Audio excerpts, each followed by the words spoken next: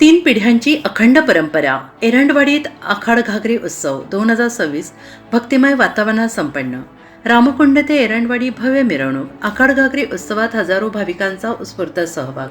नाशिक शहरातील एरंडवाडी येथे 3 पिढ्यांपासून अखंडपणे सुरू असलेला पारंपरिक आखाड घागरी उत्सव 2026 मोठ्या भक्तिभावाने, उत्साहात आणि पारंपरिक पद्धतीने संपन्न झाला. या धार्मिक सोहळ्यात हजारो भाविकांनी उपस्थित राहून दर्शनाचा आणि महाप्रसादाचा लाभ घेतला.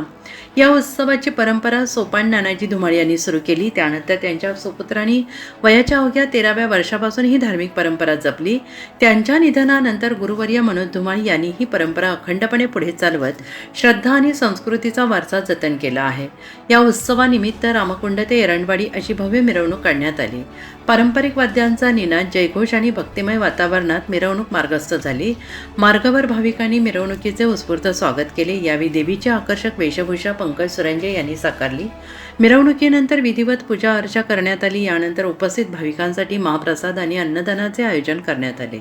संपूर्ण परिसर भक्तिरसात न्हावून निघाला. या सोहळ्याचे आयोजन गुरुवर्य मनोज धुमाळ, किरण सुरजे, आशा शंकर धुमाळ आणि कविता गणेश धुमाळ यांनी केले. तसेच गुरुवर्य निलेश भाऊ थोरात, मसोबा मित्रमंडळ एरंडवाडी, महंत रवींद्रनंदजी, सरस्वती महाराज भक्त मंडळ, शिष्यगण आणि मित्रपरिवार यांनी कार्यक्रमाच्या यशस्वी आयोजनासाठी मोलाचे सहकार्य केले.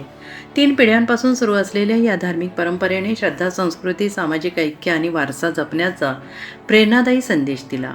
म्हणजे हा आदिमा जगदंबेचा महिना असतो.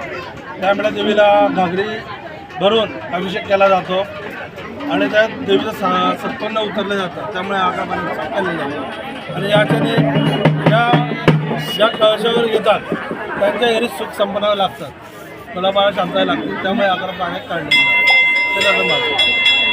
एक कुठून निघतात?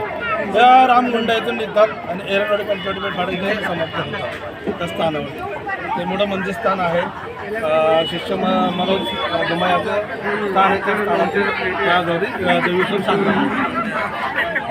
रोल कोण? जय माता दी. सालाबादप्रमाणे याही वर्षी आखाड घागरी उत्सव एक नव्या उत्सवाने आम्ही पार पाडत आहोत आणि ही परंपरा आमची 3 पिढ्यांपासून चालत आलेली आहे आणि याच्या पुढेही चालत राहणार. सत्यवार्ता मराठी न्यूज नाशिक.